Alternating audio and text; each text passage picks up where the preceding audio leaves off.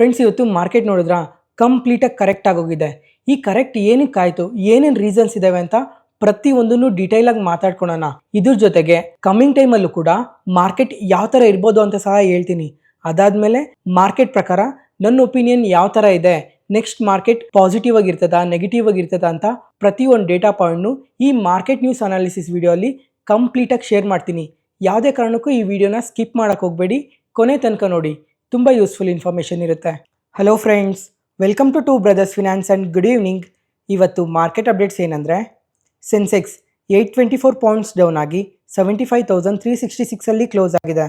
Nifty 263 points down ಆಗಿ 22,829 close ಆಗಿದೆ. Bank Nifty 303 points down ಆಗಿ 48,064 ಕ್ಲೋಸ್ ಆಗಿದೆ. ಫ್ರೆಂಡ್ಸ್, ಇವತ್ತು ಮಾರ್ಕೆಟ್ ನೋಡಿದ್ರಾ ಕಂಪ್ಲೀಟಾಗಿ ಕರೆಕ್ಟ್ ಆಗೋಗಿದೆ. ನಿಫ್ಟಿ ಸೆನ್ಸೆಕ್ಸ್ ಆದರೆ ಎಬೋವ್ 1% ಮಾತ್ರನೇ ಫಾಲ್ ಆಗಿರೋದು. ಆದರೆ ಮಿಡ್ ಆ್ಯಂಡ್ ಸ್ಮಾಲ್ ಕ್ಯಾಪ್ಸ್ ಆದರೆ ತುಂಬಾ ಕರೆಕ್ಟ್ ಆಗಿದೆ. ಮಿಡ್ ಕ್ಯಾಪ್ಸ್ ಆದರೆ ನಿಯರ್ಲಿ 3%ವರೆಗೂ ಕರೆಕ್ಟ್ ಆಗಿದೆ. ಸ್ಮಾಲ್ ಕ್ಯಾಪ್ಸ್ ಆದರೆ ನಿಯರ್ಲಿ 4%ವರೆಗೂ ಕರೆಕ್ಟ್ ಆಗಿದೆ. ಮತ್ತು ಇಂದಿನ ವಾರ ನೆನಪಿದ್ಯಾ, ಸೋಮವಾರ ಮಾರ್ಕೆಟಲ್ಲಿ ಇದೇ ಥರ ಕರೆಕ್ಷನ್ನ ನೋಡಿದ್ವಿ. ಯಾಕಂದರೆ ಈ ವೀಕೆಂಡ್ಸಲ್ಲಿ ತುಂಬಾ ಕಂಪನೀಸ್ ಕ್ವಾರ್ಟರ್ಲಿ ರಿಸಲ್ಟ್ಸ್ನ ಪೋಸ್ಟ್ ಮಾಡ್ತಾರೆ. ಅದರಿಂದ ಆ ರಿಸಲ್ಟ್ಸ್ ಏನಾದರೂ ಸ್ವಲ್ಪ ವೀಕಾಗಿ ಬಂದರೆ ಸೋಮವಾರ ಮಾರ್ಕೆಟಲ್ಲಿ ಈ ಥರ ರಿಯಾಕ್ಷನ್ ಕಂಡು ಬರೋದು ಕಾಮನ್ನೇ. ಇಂದಿನ ವಾರ ನಡೀತು, ಈ ವಾರ ಕೂಡ ನಡೆದಿದೆ, ಮುಂದಿನ ವಾರ ಕೂಡ ಇದೇ ಥರ ನಡಿಬೋದಾ ಇಲ್ವಾ ಅಂತ ನೋಡೋಣ. ಇಷ್ಟು ದಿನ ಕೂಡ ಮಾರ್ಕೆಟ್ ಕರೆಕ್ಟ್ ಆಗ್ತಾ ಬಂತು. ಆ ಕರೆಕ್ಟ್ ಆಗ್ತಾ ಬಂದಾಗೆಲ್ಲ ರೀಸನ್ಸ್ನ ನಾವು ಪ್ರತಿ ಮಾರ್ಕೆಟ್ ನ್ಯೂಸಲ್ಲೂ ಮಾತಾಡ್ಕೊತ ಬರ್ತಾ ಇದ್ವಿ. ಏನೇನು ರೀಸನ್ಸಿಂದ ಮಾರ್ಕೆಟ್ ಕರೆಕ್ಟ್ ಆಗ್ತಾ ಇತ್ತು ಅಂತ ನೋಡಿಕೊಂಡ್ರೆ, ಒಂದು ರುಪಿ ಫಾಲ್ ಆಗ್ತಾ ಇತ್ತು ಅಂತ ಮಾರ್ಕೆಟ್ ಸ್ವಲ್ಪ ಕರೆಕ್ಟ್ ಆಗ್ತಾ ಬಂತು. ಅದಾದಮೇಲೆ US 10 years ಬಾಂಡ್ ಹೀಲ್ಡ್ ಏನಿದೆ ಅದು ಇನ್ಕ್ರೀಸ್ ಆಗ್ತಾ ಇತ್ತು ಅಂತ ಮಾರ್ಕೆಟ್ ಕರೆಕ್ಟ್ ಆಗ್ತಾ ಇತ್ತು. ಅದಾದಮೇಲೆ ಡಾಲರ್ ಇಂಡೆಕ್ಸ್ ಕೂಡ ಸ್ಟ್ರಾಂಗ್ ಆಗ್ತಾ ಇತ್ತು ಅಂತ ಮಾರ್ಕೆಟ್ ಕರೆಕ್ಟ್ ಆಗ್ತಾ ಬಂತು. ಈ ಎಲ್ಲ ರೀಸನ್ಸಿಂದ ಹಿಂದಿನ ವಾರ ಅವಾಗೆಲ್ಲ ಮಾರ್ಕೆಟ್ ಕರೆಕ್ಟ್ ಆಯಿತು.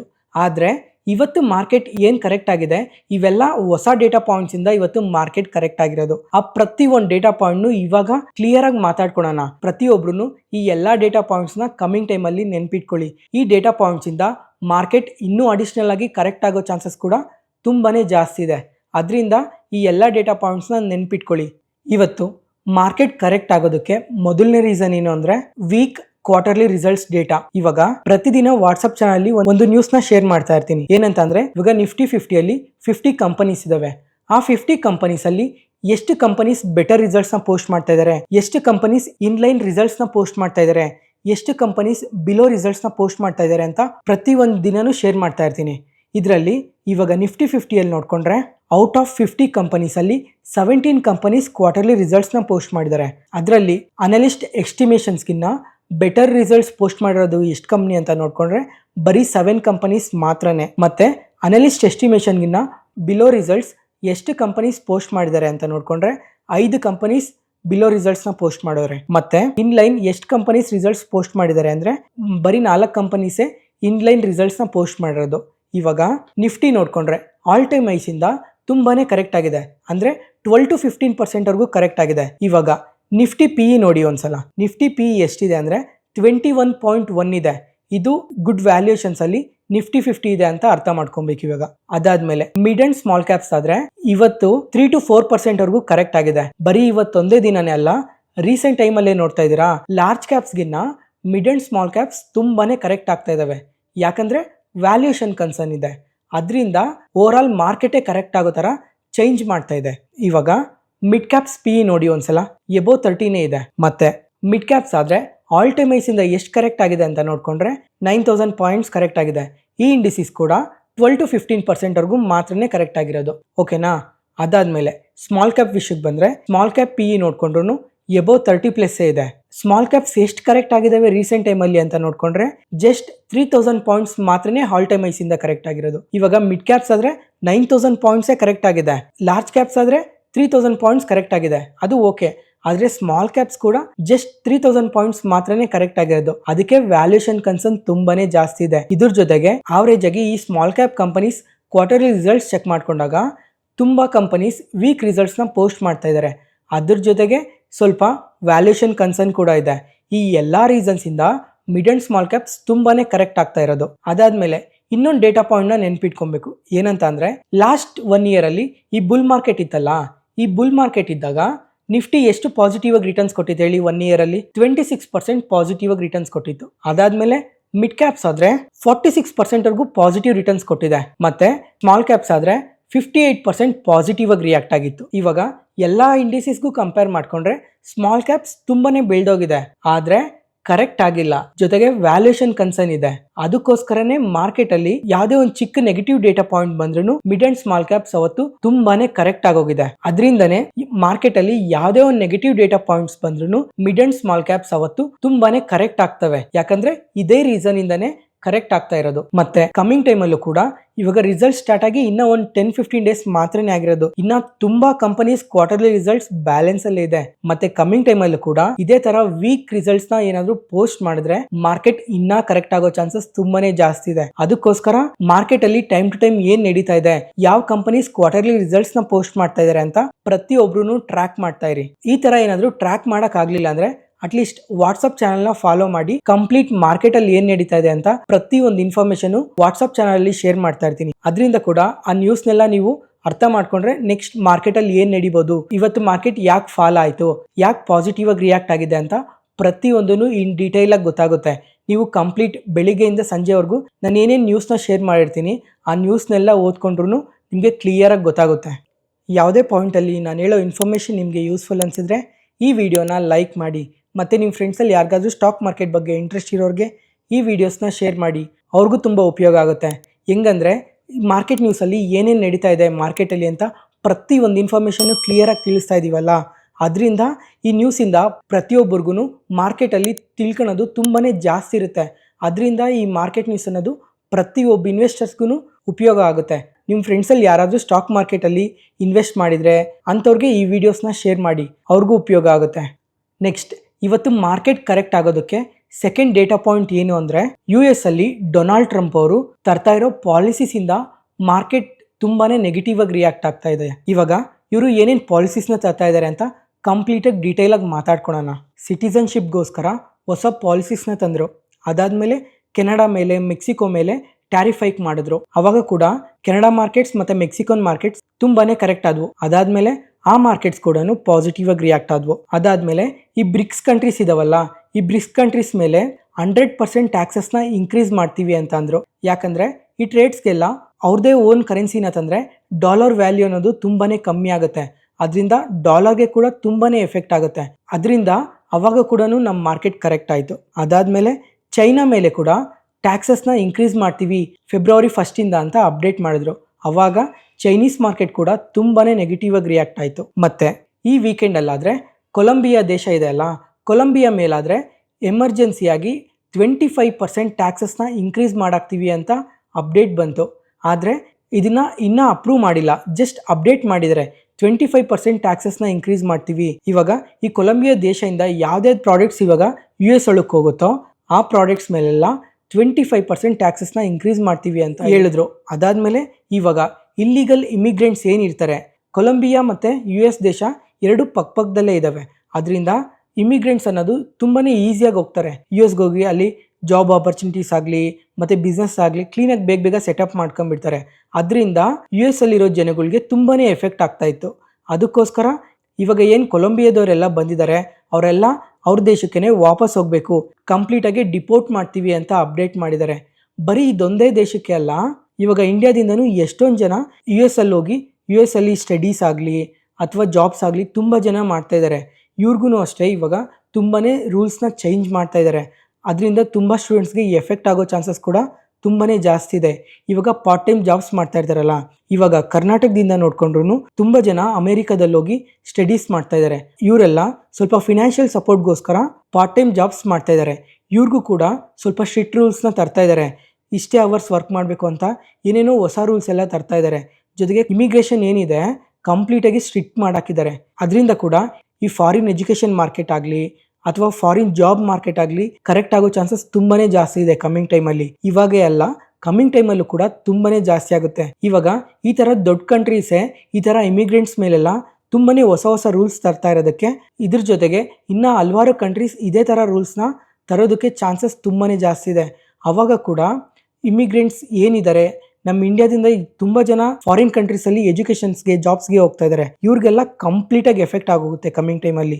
ಆದಷ್ಟು ನೋಡ್ಕೊಳ್ಳಿ ಯಾವ ತರ ಹೊಸ ರೂಲ್ಸ್ ಬರ್ತಾ ಇದಾವೆ, ನೀವ್ ಯಾವ ತರ ಚೇಂಜ್ ಮಾಡ್ಕೊಂಡ್ರೆ ಸರಿ ಹೋಗುತ್ತೆ ಅಂತ. ಮತ್ತೆ ಇನ್ನೊಂದು ನೆಗೆಟಿವ್ ಡೇಟಾ ಪಾಯಿಂಟ್ ಏನಿದೆ ಅಂತ ನೋಡ್ಕೊಂಡ್ರೆ, ಇವತ್ತು ನಮ್ಮ ಇಂಡಿಯನ್ ಐಟಿ ಸ್ಟಾಕ್ಸ್ ನೋಡಿದ್ರ ತುಂಬಾನೇ ಕರೆಕ್ಟ್ ಆಗಿದೆ. ಎಬೋ 3% ಕರೆಕ್ಟ್ ಆಗಿದೆ. ಏನ್ ರೀಸನ್ ಸಡನ್ ಆಗಿ ಐಟಿ ಸೆಕ್ಟರ್ ಇಷ್ಟೊಂದು ಕರೆಕ್ಟ್ ಆಗಿತ್ತು ಅಂತ ನೋಡ್ಕೊಂಡ್ರೆ, ಇದ್ರ ಜೊತೆಗೆ ಇವತ್ತು ನಮ್ಮ ಮಾರ್ಕೆಟ್ ಟೈಮ್ ಅಲ್ಲಿ US ಮಾರ್ಕೆಟ್ ಅಲ್ಲಿ ಡೋ ಜೋನ್ಸ್ ಫ್ಯೂಚರ್ಸ್ ಇರುತ್ತಲ್ಲ, ಆ ಫ್ಯೂಚರ್ ಮಾರ್ಕೆಟ್ ಕೂಡ ನಿಯರ್ಲಿ 1.5% ಕರೆಕ್ಟ್ ಆಗಿದೆ. ಯಾಕಂದ್ರೆ ಇವತ್ತು ಚೈನಾದಿಂದ ಏನ್ ಅಪ್ಡೇಟ್ ಬಂದಿದೆ ಅಂದ್ರೆ, ಪವರ್ಫುಲ್ AI ಮಾಡೆಲ್ ಇದೆ ಅಲ್ಲ, ಇದನ್ನ ಕಮ್ಮಿ ರೇಟಲ್ಲೇ ನಾವು ತರ್ತಾ ಇದೀವಿ, ಅದನ್ನು ಪವರ್ಫುಲ್ ಚಿಪ್ ನ ನಾವು ಕಮ್ಮಿ ರೇಟಲ್ಲಿ ತರ್ತಾ ಇದೀವಿ ಅಂತ ನಮ್ಮ ಮಾರ್ಕೆಟ್ ಟೈಮ್ ಅಲ್ಲಿ ಅಪ್ಡೇಟ್ ಮಾಡಿದ್ದಾರೆ. ಅದರಿಂದ US ಮಾರ್ಕೆಟ್ ಅಲ್ಲಿ ದೊಡ್ಡ ಕಂಪನೀಸ್ ಈ AI ಬೇಸ್ ಅಲ್ಲಿ ಮತ್ತೆ ಚಿಪ್ಸ್ ಬೇಸ್ ಅಲ್ಲಿ ಯಾವ್ಯಾವ ಕಂಪನೀಸ್ ಇದ್ವೋ ಆ ಕಂಪನೀಸ್ ಎಲ್ಲಾನು ಫಾಲ್ ಆಗಿದೆ. ಅದ್ರಲ್ಲಿ ನೋಡ್ಕೊಂಡ್ರೆ ಎನ್ವಿಡಿಯಾ ಕಂಪನಿ ಎಲ್ಲರೂ ಕೇಳಿರ್ತೀರಲ್ಲ, ಈ Nvidia company US future markets ಅಲ್ಲಿ ನೋಡ್ಕೊಂಡ್ರೆ ನಿಯರ್ಲಿ 8% ವರೆಗೂ ಕರೆಕ್ಟ್ ಆಗಿದೆ. ಅದಾದ್ಮೇಲೆ ಕ್ವಾಲ್ಕಮ್ ಕೂಡ ಕರೆಕ್ಟ್ ಆಗಿದೆ, ಇಂಟೆಲ್ ಕೂಡ ಕರೆಕ್ಟ್ ಆಗಿದೆ, AMD ಕೂಡ ಕರೆಕ್ಟ್ ಆಗಿದೆ. ಈ ಎಲ್ಲಾ ಕಂಪನೀಸ್ ಏನಿದಾವೆ ಇವೆಲ್ಲ US ಮಾರ್ಕೆಟ್ ಅಲ್ಲಿ ತುಂಬಾನೇ ದೊಡ್ಡ IT ಕಂಪನೀಸ್. ಇವರು ಚಿಪ್ಸ್ ನ AI ಮಾಡೆಲ್ಸ್ ನ ಮ್ಯಾನುಫ್ಯಾಕ್ಚರ್ ಮಾಡೋ ಕಂಪನೀಸ್. ಈ ತರ ಅಪ್ಡೇಟ್ ಬಂದಿರೋದಕ್ಕೆ ನಮ್ಮ ಇಂಡಿಯನ್ IT ಸ್ಟಾಕ್ಸ್ ಕೂಡ ಇವತ್ತು ಇಷ್ಟೊಂದು ಕರೆಕ್ಟ್ ಆಗಿದೆ. ಇದ್ರ ಜೊತೆಗೆ ಮತ್ತೆ ಇನ್ನೊಂದು ಅಪ್ಡೇಟ್ ಏನಿದೆ ಅಂದ್ರೆ, ಇವಾಗ ನಮ್ಮ ಮಾರ್ಕೆಟ್ ಅಲ್ಲಿ ಯಾವ ತರ ಕ್ವಾರ್ಟರ್ಲಿ ರಿಸಲ್ಟ್ಸ್ ಇದೆಯೋ ಅದೇ ತರ US ಮಾರ್ಕೆಟ್ ಅಲ್ಲೂ ಕೂಡ ಕ್ವಾರ್ಟರ್ಲಿ ರಿಸಲ್ಟ್ಸ್ ಇದಾವೆ. ಈ ವಾರನೇ ತುಂಬಾನೇ ದೊಡ್ಡ IT ಕಂಪನೀಸ್ ಎಲ್ಲಾನು ಕ್ವಾರ್ಟರ್ಲಿ ರಿಸಲ್ಟ್ಸ್ ನ ಪೋಸ್ಟ್ ಮಾಡ್ತಾ ಇದ್ದಾರೆ. ಅದರಲ್ಲಿ ಯಾವ್ಯಾವ ಕಂಪನೀಸ್ ಅಂತ ನೋಡ್ಕೊಂಡ್ರೆ, ಟೆಸ್ಲಾ ಆಗ್ಲಿ, ಮೆಟಾ ಆಗ್ಲಿ, ಮೈಕ್ರೋಸಾಫ್ಟ್, ಆಪಲ್, ಈ ತರ ದೊಡ್ಡ ಕಂಪನೀಸ್ ಕ್ವಾರ್ಟರ್ಲಿ ರಿಸಲ್ಟ್ಸ್ ಎಲ್ಲ ಈ ವಾರನೇ ಇದೆ. ಅದ್ರ ಜೊತೆಗೆ ಈ ತರ AI ಚಿಪ್ ಚೈನಾದವ್ರು ತರ್ತಾ ಇದಾರೆ ಅಂತ ಇವತ್ತೇ ಅಪ್ಡೇಟ್ ಆಗಿದೆ. ಓವರ್ ಆಲ್ ಈ ಎಲ್ಲಾ ಅಪ್ಡೇಟ್ಸ್ ಇಂದ US ಫ್ಯೂಚರ್ ಮಾರ್ಕೆಟ್ಸ್ ಕೂಡ ಫಾಲ್ ಆಗಿದೆ. ನೆಕ್ಸ್ಟ್ ಅದಾದ್ಮೇಲೆ ಮಾರ್ಕೆಟ್ ಇವತ್ತು ಕರೆಕ್ಟ್ ಆಗೋದಕ್ಕೆ ಥರ್ಡ್ ರೀಸನ್ ಏನು ಅಂದ್ರೆ, ಪ್ರತಿದಿನ ಮಾರ್ಕೆಟ್ ಇಂದ ಎಷ್ಟೋ 1,000 ಕೋಟಿ ಸೆಲ್ ಮಾಡ್ತಾನೆ ಬರ್ತಾ ಇದಾರೆ. ಇವತ್ತು ಸಹ ನೋಡ್ಕೊಂಡ್ರು 5,000 ಕೋಟಿ ಮಾರ್ಕೆಟ್ ಇಂದ ಸೆಲ್ ಮಾಡಿದ್ದಾರೆ. ಶುಕ್ರವಾರ ಆದ್ರೆ 2,700 ಕೋಟಿ ಸೆಲ್ ಮಾಡಿದ್ರು. ಅದ್ರಿಂದಲ್ ದಿನ ಆದ್ರೆ 5,000 ಕೋಟಿ, ಅದ್ರಿಂದಲ್ ದಿನ 4,000 ಕೋಟಿ, ಅದ್ರಿಂದಲ್ ದಿನ ನಿಯರ್ಲಿ 6,000 ಕೋಟಿ ಪ್ರತಿದಿನನೂ ಸೆಲ್ ಮಾಡ್ತಾನೆ ಬರ್ತಾ ಇದ್ದಾರೆ. ಇವಾಗ ಇದೊಂದೇ ತಿಂಗಳಲ್ಲಿ ನೋಡ್ಕೊಂಡ್ರೆ 74,000 ಕೋಟಿ ಸೆಲ್ ಮಾಡಿದ್ದಾರೆ. FIIs ನಮ್ಮ ಮಾರ್ಕೆಟ್ ಇಂದ ತುಂಬಾನೇ ಸೆಲ್ ಮಾಡ್ತಾ ಇದ್ದಾರೆ. ಅದರಿಂದ ಕೂಡ ನಮ್ಮ ಮಾರ್ಕೆಟ್ ಇವತ್ತು ಕರೆಕ್ಟ್ ಆಗಿರೋದು. ನೋಡೋಣ ಅಟ್ಲೀಸ್ಟ್ ಯಾವಾಗ ಈ ಸೆಲ್ಲಿಂಗ್ ಅನ್ನೋದು ಸ್ಟಾಪ್ ಆಗುತ್ತೆ ಅಂತ. ಮತ್ತೆ ಅದ್ರ ಜೊತೆಗೆ DIs ಮತ್ತು ರಿಟೇಲರ್ಸ್ ಏನಿದ್ದಾರೆ ಪ್ರತಿದಿನ ಮಾರ್ಕೆಟ್ನ ಸಪೋರ್ಟ್ ಮಾಡ್ತಾನೆ ಬರ್ತಾ ಇದ್ದಾರೆ. ಇವತ್ತು ನೋಡ್ಕೊಂಡ್ರು 6,642 ಕೋಟಿ ಇವತ್ತು ಬೈ ಮಾಡಿದ್ದಾರೆ. ಇದೊಂದೇ ತಿಂಗಳಲ್ಲಿ ನೋಡ್ಕೊಂಡ್ರು 73,500 ಕೋಟಿ ಬೈ ಮಾಡಿದ್ದಾರೆ. DIs ಮತ್ತು ರಿಟೇಲರ್ಸ್ ಆದರೆ ಪ್ರತಿದಿನ ಮಾರ್ಕೆಟ್ ಒಳಗಡೆ ಇನ್ವೆಸ್ಟ್ ಮಾಡ್ತಾನೆ ಇದ್ದಾರೆ. ಇನ್ವೆಸ್ಟ್ ಮಾಡ್ಕೊಂತ ಮಾರ್ಕೆಟ್ ಎಷ್ಟೇ ಕರೆಕ್ಟ್ ಆದ್ರೂ ನಾವು ಆವರೇಜ್ ಮಾಡ್ಕೊಂತೀವಿ ಅಂತ ಆವರೇಜ್ ಮಾಡ್ತಾನೆ ಇರ್ಬೋದು. ಅದರಿಂದನೇ ಪ್ರತಿದಿನ ಈ ಥರ ಇಷ್ಟೊಂದು ಇನ್ಫ್ಲೋಸ್ ಬರ್ತಾ ಇರೋದು ಮಾರ್ಕೆಟ್ ಒಳಗಡೆ. ನೆಕ್ಸ್ಟ್ ಅದಾದಮೇಲೆ ಥರ್ಡ್ನೇ ರೀಸನ್ ಏನು ಅಂತ ಅಂದರೆ, ಈ ಶನಿವಾರ ಬಜೆಟ್ ಇದೆ. ಈ ಬಜೆಟ್ ಅಲ್ಲಿ ಯಾವ ಥರ ಸ್ಟೇಟ್ಮೆಂಟ್ಸ್ ಬರುತ್ತೋ ಅಂತ ಮಾರ್ಕೆಟಲ್ಲಿ ಸ್ವಲ್ಪ ನೆಗೆಟಿವ್ ಸೆಂಟಿಮೆಂಟ್ ಇದೆ. ಇವಾಗ ನನ್ನ ಪ್ರಕಾರ ಬಜೆಟ್ ಯಾವ ಥರ ಇರ್ಬೋದು ಅಂತ ಎಕ್ಸ್ಪ್ಲೇನ್ ಮಾಡ್ತೀನಿ ನೋಡಿ. ಇವಾಗ ಫಾರ್ ಎಕ್ಸಾಂಪಲ್ ಒಂದು 4 ಡೇಟಾ ಪಾಯಿಂಟ್ಸ್ ಇರುತ್ತೆ. ಆ 4 ಡೇಟಾ ಪಾಯಿಂಟ್ಸಲ್ಲಿ 2ರಿಂದ 3 ಡೇಟಾ ಪಾಯಿಂಟ್ಸು ಮಾರ್ಕೆಟ್ನ ಸ್ವಲ್ಪ ನೆಗೆಟಿವ್ ಆಗಿ ಇನ್ಫ್ಲೂಯೆನ್ಸ್ ಮಾಡೋ ಚಾನ್ಸಸ್ ತುಂಬಾ ಜಾಸ್ತಿ ಇರುತ್ತೆ. ಮತ್ತು ಯಾವುದಾದ್ರೂ ಒಂದು ಡೇಟಾ ಪಾಯಿಂಟ್ ಮಾತ್ರನೇ ಮಾರ್ಕೆಟ್ಗೆ ಅದು ಪಾಸಿಟಿವ್ ಆಗೋ ಚಾನ್ಸಸ್ ಇರುತ್ತೆ. ಅದಕ್ಕೋಸ್ಕರ ನಾನು ಬಜೆಟಲ್ಲಿ ಯಾವುದೇ ಥರ ಪಾಸಿಟಿವ್ ಎಕ್ಸ್ಪೆಕ್ಟೇಷನ್ ಏನೂ ಇಟ್ಕೊಂಡಿಲ್ಲ. ಇವಾಗ ಲಾಸ್ಟ್ ಬಜೆಟ್ ನೋಡಿಕೊಂಡ್ರೆ ಅಥವಾ ಅದರಿಂದಿನ ವರ್ಷದ ಬಜೆಟ್ ನೋಡಿಕೊಂಡ್ರು ಇವಾಗ ಗೌರ್ಮೆಂಟ್ ಸ್ಪೆಂಡಿಂಗ್ ಅನ್ನೋದಿರುತ್ತೆ. ಗೌರ್ಮೆಂಟ್ ಯಾವ್ಯಾವ ಸೆಕ್ಟರ್ಗೆ ಗೌರ್ಮೆಂಟ್ ಎಷ್ಟು ಸ್ಪೆಂಡ್ ಮಾಡ್ತಾ ಇದೆ ಅಂತ ಮಾರ್ಕೆಟ್ ಟ್ರ್ಯಾಕ್ ಮಾಡುತ್ತೆ. ಇವಾಗ ಫಾರ್ ಎಕ್ಸಾಂಪಲ್ ಪವರ್ ರಿಲೇಟೆಡ್ ಆಗಿ ಪಾಸಿಟಿವ್ ಇರ್ಬೋದು, ಅಥವಾ ಡಿಫೆನ್ಸು ಪಾಸಿಟಿವ್ ಇರ್ಬೋದು, ಮತ್ತು ರೈಲ್ವೇಸ್ ಪ್ರಕಾರ ನೋಡಿಕೊಂಡ್ರು ಪಾಸಿಟಿವ್ ಇರ್ಬೋದು. ಇವೆಲ್ಲದಕ್ಕೂ ಸ್ಪೆಂಡ್ ಮಾಡ್ತಾರೆ. ಆದರೆ ಕಂಪ್ಯಾರಿಸನ್ ಬರುತ್ತೆ ಇಲ್ಲಿ. ಹಿಂದಿನ ವರ್ಷ ಎಷ್ಟು ಸ್ಪೆಂಡ್ ಮಾಡಿದ್ರು, ಈ ವರ್ಷ ಅದು ಏನಾದರೂ ಇನ್ಕ್ರೀಸ್ ಆಗ್ತಾ ಇದೆಯಾ ಇಲ್ವಾ ಅಂತ ಪ್ರತಿಯೊಬ್ಬರೂ ಟ್ರ್ಯಾಕ್ ಮಾಡ್ತಾರೆ. ಇವಾಗ ಒಂದು ವೇಳೆ ಏನಾದರೂ ಹಿಂದಿನ ವರ್ಷ ಡಿಫೆನ್ಸಲ್ಲಿ ಎಷ್ಟು ಇವರು ಕೇಪೆಕ್ಸ್ ಮಾಡಿದ್ರು ಅಂತ ನೋಡ್ತಾರೆ. ಈ ವರ್ಷವೂ ಅಷ್ಟೇ ಕೇಪೆಕ್ಸ್ ಇದ್ದರೆ ಡಿಫೆನ್ಸ್ ಸ್ಟಾಕ್ಸ್ ಏನಿರ್ತವೆ ಇವು ಯಾವನ್ನೂ ತುಂಬ ಪಾಸಿಟಿವ್ ಆಗಿ ರಿಯಾಕ್ಟ್ ಆಗಲ್ಲ. ಅದಕ್ಕೋಸ್ಕರ ಈ ಕೇಪೆಕ್ಸ್ ಏನು ಮಾಡ್ತಾರೆ, ಈ ಗೌರ್ಮೆಂಟ್ ಸ್ಪೆಂಡಿಂಗ್ ಏನು ಮಾಡ್ತಾರೆ, ಇದು ಪ್ರತಿ ವರ್ಷ ಆ ಸೆಕ್ಟರ್ಗೆ ಸ್ವಲ್ಪ ಜಾಸ್ತಿ ಆಗ್ತಾ ಹೋದರೆ ಮಾರ್ಕೆಟ್ ಅವಾಗ ಪಾಸಿಟಿವ್ ಆಗಿ ರಿಯಾಕ್ಟ್ ಆಗುತ್ತೆ. ಇವಾಗ ನಮ್ಮ ಇಂಡಿಯಾದಲ್ಲಿ ಟ್ಯಾಕ್ಸಸ್ ಅನ್ನೋದು ತುಂಬಾ ಜಾಸ್ತಿ ಇದೆ. ಇವಾಗ ಎಂಪ್ಲಾಯೀಸ್ ಏನಿದ್ದಾರೆ ಇವ್ರಿಗೆ ಸ್ವಲ್ಪ ಟ್ಯಾಕ್ಸ್ ಬೆನಿಫಿಟ್ ಎಕ್ಸ್ಪೆಕ್ಟ್ ಮಾಡ್ತಾ ಇದ್ದಾರೆ. ಇವಾಗ ಮಿನಿಮಮ್ 10 lakhsವರೆಗೂ ಯಾವುದೇ ಥರ ಟ್ಯಾಕ್ಸ್ನ ಕಲೆಕ್ಟ್ ಮಾಡಬಾರ್ದು ಅಂತ ಎಕ್ಸ್ಪೆಕ್ಟ್ ಮಾಡ್ತಾ ಇದ್ದಾರೆ. ಈ ಥರ ಏನಾದರೂ ಎಂಪ್ಲಾಯೀಸ್ಗೆ 10 lakhsವರೆಗೂ ಯಾವುದೇ ಥರ ಟ್ಯಾಕ್ಸಸ್ ಇಲ್ಲ ಅಂತ ಏನಾದರೂ ಬಜೆಟಲ್ಲಿ ಅಪ್ಡೇಟ್ ಆದರೆ ಇದು ಪಾಸಿಟಿವ್ ಆಗಿ ತೊಗೊತಾರೆ. ಮತ್ತು ಈ ಸ್ಟಾಕ್ ಮಾರ್ಕೆಟ್ ಇವಾಗ ತುಂಬಾ ಬೆಳೆದೋಗಿದೆ. ಒಂದು 2-3 ಇಯರ್ಸ್ ಹಿಂದೆ ನೋಡಿಕೊಂಡ್ರೆ ಯಾವ ಥರ ಇತ್ತೋ ಇವಾಗ ಅವಾಗಲ್ಗೂ ಇವಾಗಲ್ಗೂ ತುಂಬಾನೇ ಬದಲಾಗೋಗಿದೆ. ತುಂಬ ಜನ ಇನ್ವೆಸ್ಟರ್ಸ್ ಬರ್ತಾ ಇದ್ದಾರೆ, ತುಂಬ ಇನ್ಫ್ಲೋಸ್ ಬರ್ತಾ ಇದೆ ಮಾರ್ಕೆಟ್ ಒಳಗಡೆ. ಅದಕ್ಕೋಸ್ಕರ ಈ ಬಜೆಟಲ್ಲಿ ಯಾವುದೇ ಥರ ಟ್ಯಾಕ್ಸಸ್ನ ಯಾವುದನ್ನು ಇನ್ಕ್ರೀಸ್ ಮಾಡಲಿಲ್ಲ ಅಂದರೆ ಮಾರ್ಕೆಟ್ ಅದನ್ನು ಪಾಸಿಟಿವ್ ಆಗಿ ತೊಗೊತಿದೆ. ಇದ್ರ ಜೊತೆಗೆ ಇವಾಗ ಮ್ಯೂಚುವಲ್ ಫಂಡ್ಸಲ್ಲಿ LTCG ಕಲೆಕ್ಟ್ ಮಾಡ್ತಾರೆ, STCGನೂ ಕಲೆಕ್ಟ್ ಮಾಡ್ತಾರೆ, LTCGನೂ ಕಲೆಕ್ಟ್ ಮಾಡ್ತಾರೆ. ಇವಾಗ ಈ LTCG ಏನಿದೆ ಹಿಂದಿನ ಬಜೆಟಲ್ಲಿ 12.5%ಗೆ ಇನ್ಕ್ರೀಸ್ ಮಾಡಿದ್ರು. ಇವಾಗ ಈ LTCGನೇನಾದರೂ ಎಬೋ 3 ಇಯರ್ಸ್ ಅಥವಾ ಎಬೋ 5 ಇಯರ್ಸ್ ಏನಾದರೂ ನಾವು ಮ್ಯೂಚುವಲ್ ಫಂಡ್ಸಲ್ಲಿ ಯಾವುದೇ ಥರ ವಿಡ್ರಾವಲ್ಸ್ ಇದೆ ಅದೇ ಥರ ನಾವು ಸಿಪ್ ಬೇಸಲ್ಲಿ ಇನ್ವೆಸ್ಟ್ ಮಾಡ್ತಾ ಹೋದರೆ ಈ LTCG ಕಟ್ಟೋ ಅವಶ್ಯಕತೆ ಇಲ್ಲ ಅಂತ ಏನಾದರೂ ಹೊಸ್ದಾಗಿ ಏನಾದರೂ ಅಪ್ಡೇಟ್ ಮಾಡಿದ್ರೆ ಮಾರ್ಕೆಟ್ ಇದು ತುಂಬಾ ಪಾಸಿಟಿವ್ ಆಗಿ ತೊಗೊತಿದೆ. ಅಥವಾ ಅಡಿಷ್ನಲ್ಲಾಗಿ ಇನ್ನು ಈ STT ಚಾರ್ಜಸ್ ಏನಾದರೂ ಕಮ್ಮಿ ಮಾಡೋದಾಗಲಿ, ಈ ಥರ ಏನಾದರೂ ಹೊಸ ರೂಲ್ಸ್ನೇನಾದರೂ ತಂದರೆ ಮಾರ್ಕೆಟ್ ಇದನ್ನು ತುಂಬಾ ಪಾಸಿಟಿವ್ ಆಗಿ ತೊಗೊತಿದೆ. ಅದರಿಂದ ನಮ್ಮ ಮಾರ್ಕೆಟ್ ಇವಾಗ ತುಂಬಾ ಕರೆಕ್ಟ್ ಆಗಿದೆ ಅಲ್ಲ, ಅದಕ್ಕೋಸ್ಕರ ಈ ಎಲ್ಲ ಡೇಟಾ ಪಾಯಿಂಟ್ಸ್ ಪಾಸಿಟಿವ್ ಆಗಿ ಬಂದರೆ ನಮ್ಮ ಮಾರ್ಕೆಟ್ಸ್ ಇನ್ನೂ ಒಂದು 500-600 ಪಾಯಿಂಟ್ಸ್ ಪಾಸಿಟಿವ್ ಆಗಿ ರಿಯಾಕ್ಟ್ ಆಗೋ ಚಾನ್ಸಸ್ ತುಂಬಾ ಜಾಸ್ತಿ ಇದೆ. ಆದರೆ ನನ್ನ ಪ್ರಕಾರ ಈ ಥರ ಡೇಟಾ ಪಾಯಿಂಟ್ಸ್ ತರೋದು ಡೌಟೇ. ನೋಡೋಣ, ಈ ಶನಿವಾರದವರೆಗೂ ಕಾದು ನೋಡಿದ್ರೆ ಏನು ಅಂತ ಕ್ಲಿಯರಾಗಿ ಗೊತ್ತಾಗುತ್ತೆ ಎಲ್ಲರಿಗೂ. ಫ್ರೆಂಡ್ಸ್, ಈ 4 ಡೇಟಾ ಪಾಯಿಂಟ್ಸ್ ಎಲ್ಲರಿಗೂ ಅರ್ಥ ಆಯ್ತಾ? ಯಾರಿಗಾದರೂ ಯಾವುದೇ ಥರ ಡೌಟ್ ಇದ್ದರೂ ಕಮೆಂಟ್ ಸೆಷನ್ಲಿ ಕಮೆಂಟ್ ಮಾಡಿ, ಪ್ರತಿಯೊಬ್ಬರಿಗೂ ರಿಪ್ಲೈ ಕೊಡ್ತೀನಿ. ನೆಕ್ಸ್ಟ್ ಅದಾದಮೇಲೆ ಇವಾಗ ಫೈನಲ್ ಆಗಿ ಮಾರ್ಕೆಟ್ನ ಯಾವ ಥರ ನೋಡಬೇಕು, ನಾನು ಯಾವ ಥರ ನೋಡ್ತಾ ಇದ್ದೀನಿ ಅಂತ ಎಕ್ಸ್ಪ್ಲೇನ್ ಮಾಡ್ತೀನಿ. ಇವಾಗ ರೀಸೆಂಟಾಗಿ ಯಾರಾದರೂ ಇನ್ವೆಸ್ಟರ್ಸ್ ಹೊಸ್ದಾಗಿ ಬಂದಿದ್ರೆ ತುಂಬ ಟೆನ್ಷನ್ಸ್ ತೊಗೊಬೇಡಿ. ಮಾರ್ಕೆಟ್ ಇನ್ನೂ ಕರೆಕ್ಟ್ ಆಗೋ ಚಾನ್ಸಸ್ ಕೂಡ ತುಂಬಾ ಜಾಸ್ತಿ ಇದೆ. ಅದಕ್ಕೋಸ್ಕರ ನಿಮ್ಮ ಇನ್ವೆಸ್ಟ್ಮೆಂಟ್ನ ಲಾಸಲ್ಲೇ ವಿಡ್ರಾ ಮಾಡೋದಾಗಲಿ ಆ ಥರ ಮಾಡೋಕ್ಕೆ ಹೋಗಬೇಡಿ. ಇವಾಗ ಅಡಿಷ್ನಲಾಗಿ ನಿಮ್ಮ ಹತ್ರ ಏನಾದರೂ ಇನ್ನೂ ದುಡ್ಡಿದ್ರೆ ಇವಾಗ ಮಾರ್ಕೆಟ್ಸ್ ನೋಡಿಕೊಂಡ್ರೆ ತುಂಬಾ ಕರೆಕ್ಟ್ ಆಗಿದೆ. ತುಂಬ ಅಟ್ರಾಕ್ಟಿವ್ ವ್ಯಾಲ್ಯೂಯೇಷನ್ಸಲ್ಲಿ ತುಂಬ ಚೆನ್ನಾಗಿರೋ ಕಂಪನೀಸ್ ಎಲ್ಲನೂ ಇದ್ದಾವೆ. ಅದಕ್ಕೋಸ್ಕರ ನೀವು ಲಾಂಗ್ ಟರ್ಮ್ಗೋಸ್ಕರ ನೆಕ್ಸ್ಟ್ 3 ಇಯರ್ಸ್ ಅಥವಾ 5 ಇಯರ್ಸ್ಗೋಸ್ಕರ ತುಂಬ ಗ್ರೋತ್ ಇರೋ ಸ್ಟಾಕ್ನ, ವ್ಯಾಲ್ಯೂಲಿರೋ ಸ್ಟಾಕ್ನ ಅನಾಲಿಸಿಸ್ ಮಾಡಿ ಇನ್ವೆಸ್ಟ್ ಮಾಡಿ. ಆವಾಗ ನಿಮಗೆ ತುಂಬಾ ವೆಲ್ತ್ ಜನ್ರೇಟ್ ಆಗುತ್ತೆ. ಅದು ಬಿಟ್ಟು ಪ್ಯಾನಿಕ್ ಸೆಲ್ಲಿಂಗ್ ಯಾರೂ ಮಾಡೋಕ್ಕೆ ಹೋಗಬೇಡಿ. ಇವಾಗ ಪ್ರತಿಯೊಬ್ಬರು ಪೋರ್ಟ್ಫೋಲಿಯೋಸ್ ನೋಡಿಕೊಂಡ್ರು ನಿಯರ್ಲಿ 15-20% ಅಂತೂ ಕರೆಕ್ಟ್ ಆಗೇ ಇರ್ತೈತೆ ಪ್ರತಿಯೊಬ್ಬರು ಪೋರ್ಟ್ಫೋಲಿಯೋನು. ಅದಕ್ಕೋಸ್ಕರ ಯಾರೂ ಟೆನ್ಷನ್ ತೊಗೊಬೇಡಿ. ನಿಮ್ಮ ಆರೋಗ್ಯನ ಆದಷ್ಟು ಹುಷಾರಾಗಿ ಇಟ್ಕೊಳ್ಳಿ. ಮತ್ತು ಇವಾಗ ನಿಮ್ಗೆ ಯಾರಿಗಾದರೂ ಯಾವ ವ್ಯಾಲ್ಯೂ ಸ್ಟಾಕ್ಸು ಎಲ್ಲಿ ಇನ್ವೆಸ್ಟ್ ಮಾಡಬೇಕು ಅಂತ ಏನಾದರೂ ಡೌಟ್ ಇದ್ದರೆ ಕಮೆಂಟ್ ಸೆಷನಲ್ಲಿ ಕಮೆಂಟ್ ಮಾಡಿ. ಕಮ್ಮಿಂಗ್ ಟೈಮಲ್ಲಿ ಯಾವ ಸ್ಟಾಕ್ಸ್ ಅಟ್ರಾಕ್ಟಿವ್ ವ್ಯಾಲ್ಯೂಯೇಷನ್ಸಲ್ಲಿದೆ ಅಂತಲೂ ಒಂದು ಸಪ್ರೇಟ್ ವೀಡಿಯೋ ಮಾಡ್ತೀನಿ. ಆದರೆ ಈ ವಿಡಿಯೋಗೆ ಇನ್ನೊಂದು ಸ್ವಲ್ಪ ಟೈಮ್ ತೊಗೊತೀನಿ, ಯಾಕಂದರೆ ಮಾರ್ಕೆಟಲ್ಲಿ ಇನ್ನೂ ಒಂದು ಸ್ವಲ್ಪ ಅನ್ಸರ್ಟನಿಟೀಸ್ ಇದೆ.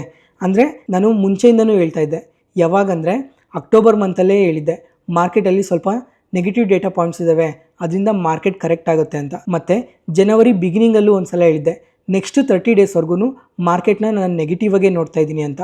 ಅವಾಗೂ ಪ್ರತಿ ರೀಸನ್ನು ಎಕ್ಸ್ಪ್ಲೇನ್ ಮಾಡಿದ್ದೆ. ಮತ್ತು ಇವಾಗೂ ಹೇಳ್ತಾ ಇದ್ದೀನಿ, ಮಾರ್ಕೆಟ್ನ ನಾನು ಇನ್ನೂ ಒಂದು ಸ್ವಲ್ಪ ನೆಗೆಟಿವ್ ಆಗೇ ನೋಡ್ತಾ ಇದ್ದೀನಿ. ಯಾಕಂದರೆ ಮಾರ್ಕೆಟಲ್ಲಿ ಸ್ವಲ್ಪ ನೆಗೆಟಿವ್ ಡೇಟಾ ಪಾಯಿಂಟ್ಸ್ ಇದ್ದಾವೆ, ಅದರಿಂದ ಮಾರ್ಕೆಟ್ ಇನ್ನೂ ಸ್ವಲ್ಪ ಕರೆಕ್ಟ್ ಆಗೋ ಚಾನ್ಸಸ್ ಇರುತ್ತೆ. ಈ ಕರೆಕ್ಷನ್ಗೆ ಒಂದು ಎಂಡ್ ಅನ್ನೋದು ಕಾಣಿಸುತ್ತಲ್ಲ, ಆ ಎಂಡ್ ಆಗೋ ಟೈಮ್ ಅಷ್ಟೊತ್ತಿಗೆ ಇವಾಗ ಅಟ್ರಾಕ್ಟಿವ್ ವ್ಯಾಲ್ಯೂಯೇಷನ್ಸಲ್ಲಿ ಯಾವ್ಯಾವ ಕಂಪನೀಸ್ ಇದ್ದಾವೆ ಅಂತ ಒಂದು ಸಪ್ರೇಟ್ ವೀಡಿಯೋ ತರೋದಕ್ಕೆ ಪ್ರಯತ್ನ ಪಡ್ತೀನಿ. ಲಾರ್ಜ್ ಕ್ಯಾಪಲ್ಲೂ ತರ್ತೀನಿ, ಮಿಡ್ ಕ್ಯಾಪಲ್ಲೂ ತರ್ತೀನಿ, ಮತ್ತು ಸ್ಮಾಲ್ ಕ್ಯಾಪಲ್ಲೂ ತರ್ತೀನಿ. ಪ್ರತಿಯೊಂದು ಇಂಡಿಸಿಸಲ್ಲೂ ಅಟ್ರಾಕ್ಟಿವ್ ವ್ಯಾಲ್ಯೂಯೇಷನ್ಸ್ ಯಾವ ಕಂಪನೀಸ್ ಟ್ರೇಡ್ ಆಗ್ತಾ ಇದ್ದಾವೆ ಅಂತ ವೀಡಿಯೋಸ್ ತರ್ತೀನಿ. ಇವತ್ತಿಗೆ ಅಪ್ಡೇಟ್ ಮುಗೀತು. ಈ ವಿಡಿಯೋ ಇಷ್ಟ ಆದರೆ ಲೈಕ್ ಮಾಡಿ, ಶೇರ್ ಮಾಡಿ, ಸಬ್ಸ್ಕ್ರೈಬ್ ಆಗಿ. ಮತ್ತೆ ನಾಳೆ ಹೊಸ stock market news analysis video ಅಲ್ಲಿ ಸಿಗೋಣ. ನಾನು ಹೇಳಿದ ಇನ್ಫಾರ್ಮೇಷನ್ ಅಲ್ಲಿ ಯಾವುದೇ ತರ ಡೌಟ್ ಇದ್ರೆ ಕಮೆಂಟ್ ಸೆಷನ್ ಅಲ್ಲಿ ಕಮೆಂಟ್ ಮಾಡಿ, ಪ್ರತಿ ಒಂದು ಕಮೆಂಟ್ಗೂ ರಿಪ್ಲೈ ಕೊಡ್ತೀನಿ. Thank you.